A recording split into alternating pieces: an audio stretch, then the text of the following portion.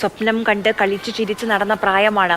അങ്ങനെ സന്തോഷമായി നല്ല രീതിയിൽ ഇംഗ്ലീഷ് പരീക്ഷ എഴുതാൻ കഴിഞ്ഞു എന്നതിൻ്റെ ആ സന്തോഷത്തിൽ മിഠായിയൊക്കെ വാങ്ങി വീട്ടിലേക്ക് പ്രിയപ്പെട്ടവർക്ക് അടുക്കിലേക്ക് നാളത്തെ പരീക്ഷ ഇന്ന് നടക്കേണ്ടിയിരുന്ന ഹിന്ദി പരീക്ഷയ്ക്ക് പഠിക്കാൻ വേണ്ടി മടങ്ങിയ 4 കുരുന്നുകളാണ് ഇന്ന് നമുക്കൊപ്പം ഇല്ലാത്തത്. അവർ ചെയ്ത തെറ്റെന്താണ് അവർ ചെയ്ത തെറ്റെന്താണ് എന്നുള്ള ചോദ്യം നമ്മുടെ എല്ലാവരുടെയും മുന്നിൽ അവശേഷിക്കുന്നുണ്ട്.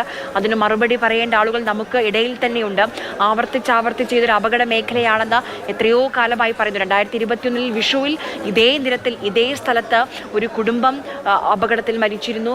അങ്ങനെ എത്രയോ അപകടങ്ങൾ ഇപ്പോൾ അവിടെയുള്ള ആളുകളൊക്കെ പറയുന്നു ഒരു 1.5 വർഷത്തിനുള്ളിൽ 15-ലധികം ആളുകൾ ഇതേ നിരത്തിൽ അപകടങ്ങളിൽ മരിച്ചു എന്ന്. അത്രയും വലിയൊരു കണക്കുണ്ടെങ്കിൽ പിന്നെ എന്തുകൊണ്ട് ആരും ഒന്നും ചെയ്തിട്ടില്ല? വളരെ ഗുരുതരമായ ചില കാര്യങ്ങൾ കൂടി വരുന്നുണ്ട് ആര്യ. ലോറി ഡ്രൈവർ ആ അപകടത്തിന്റെ സമയത്ത് ഫോൺ ഉപയോഗിച്ചിരുന്നോ എന്ന സംശയം കൂടി വരുന്നുണ്ട്. അങ്ങനെയാണെങ്കിൽ ഇത് അനാസ്ഥയ്ക്ക് കൊടുത്ത, ഒരിക്കലും റോഡിൽ ചെയ്യാൻ പാടില്ലാത്ത ഒരു കൊടിയ അപരാധത്തിന് കൊടുത്ത വിലയായി നമ്മൾ കാണേണ്ടി വരും. അപകടത്തിന് കാരണമായ മഹാരാഷ്ട്ര രജിസ്ട്രേഷൻ ലോറിയുടെ ഡ്രൈവർ വൈകിട്ട് 3:50 ഫോൺ ഉപയോഗിച്ചതായി കണ്ടെത്തിയിട്ടുണ്ട്.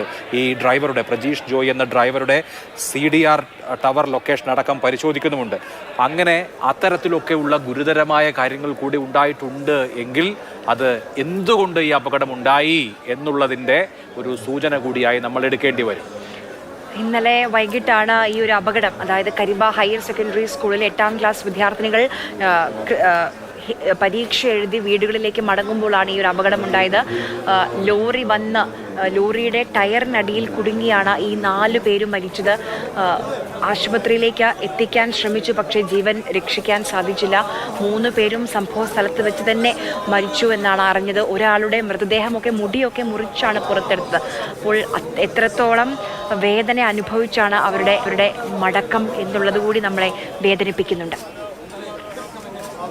ഈ വേദനകളെല്ലാം താങ്ങാൻ ഉറ്റവർക്ക് കരുത്തുണ്ടാകട്ടെ എന്ന് മാത്രമേ ഈ നിമിഷത്തിൽ അവർ മണ്ണോട് ചേർന്ന ഈ മണിക്കൂറിൽ നമുക്ക് ആഗ്രഹിക്കാൻ പോലും കഴിയൂ.